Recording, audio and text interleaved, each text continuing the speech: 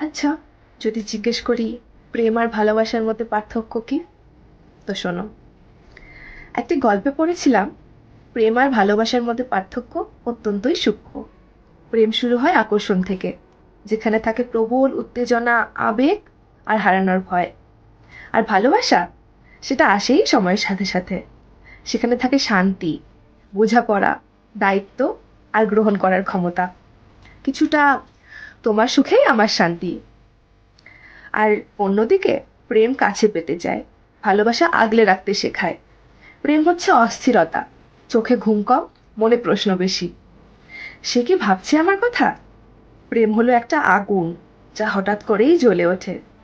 আর ভালোবাসা এক আমোঘ উষ্ণতা, যা দিনের পর দিন, মাসের পর মাস, বছরের পর বছর হাত ঠান্ডা করে না, উষ্ণতার চাদরে ঢেকে রাখে সর্বক্ষণ।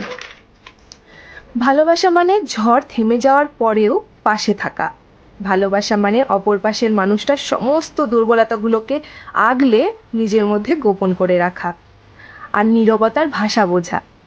ভালোবাসা অপেক্ষা করতে শেখায়, নীরবতার ভাষা বোঝে, ক্ষমা করতে জানে। প্রেম যদি প্রশ্ন করে, ভালোবাসা তার উত্তর হয়ে দাঁড়ায়। প্রেম অনেকটা নেশা বা ড্রাগের মতো, তীব্র আকর্ষণ। আর ভালোবাসা, ভালোবাসা হলো অমৃত, যা শান্তি, তার সাথে মুক্তি দেয়।